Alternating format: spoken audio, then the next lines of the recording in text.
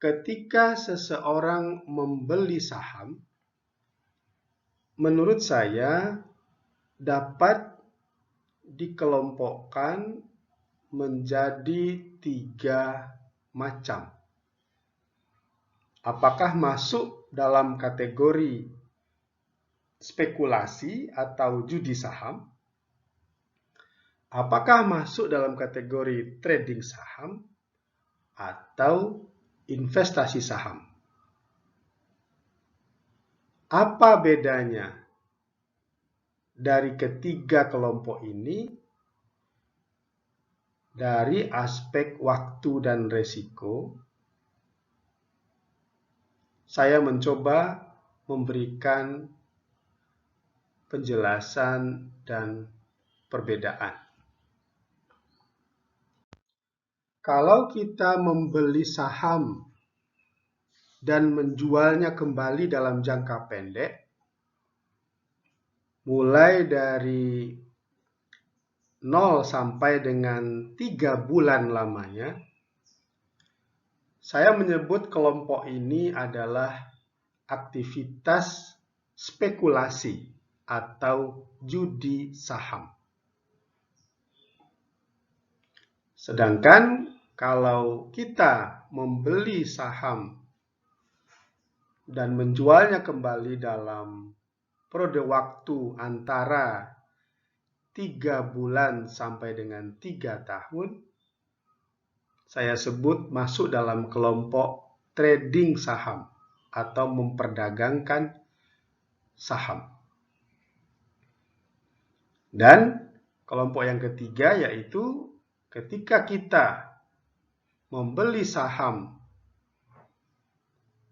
untuk jangka panjang, minimal 3 tahun ke atas, atau untuk selamanya, barulah kegiatan ini saya sebut sebagai berinvestasi saham.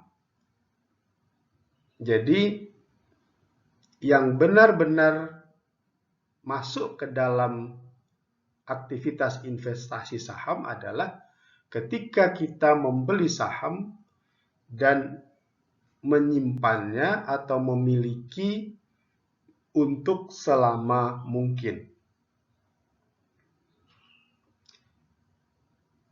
Ada yang mengatakan bahwa membeli saham itu mirip seperti memilih jodoh atau pasangan hidup.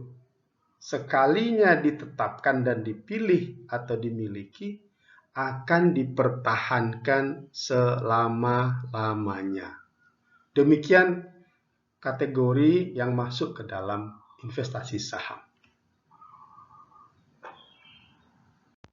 Nah, bagaimana dengan profil resiko dari 3 macam kelompok aktivitas membeli saham ini? Untuk aktivitas yang masuk ke dalam spekulasi atau judi saham, risikonya paling tinggi, yaitu aktivitas membeli saham dan menjualnya kembali dalam jangka pendek, kadang-kadang dalam waktu menit, dalam waktu jam, dalam waktu harian atau mingguan sampai 3 bulanan. Risiko kelompok aktivitas ini sangat-sangat tinggi, seperti risiko spekulasi atau judi layaknya. Sedangkan risiko untuk kelompok kedua, yaitu trading saham, juga masih tinggi, walaupun tentu tidak setinggi kelompok atau tipe pertama, yaitu judi saham. Dan risiko investasi untuk kelompok ketiga, yaitu investasi saham,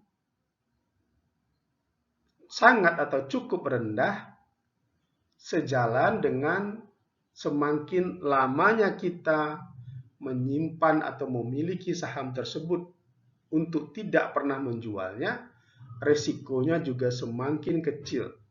dan hampir bisa dikatakan tanpa resiko.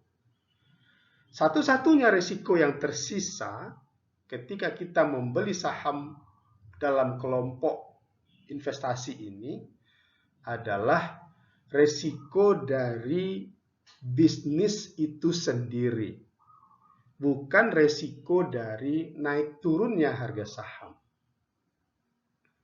Nah, resiko bisnis itu sendiri mudah untuk kita pelajari, untuk kita antisipasi selama kita memilih perusahaan yang bagus, memiliki track record puluhan tahun ke belakang yang baik, dan perusahaan tersebut memiliki karakter atau kemampuan yang kuat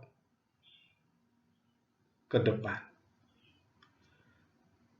Demikian tentang profil resiko dari 3 kelompok aktivitas membeli saham ini.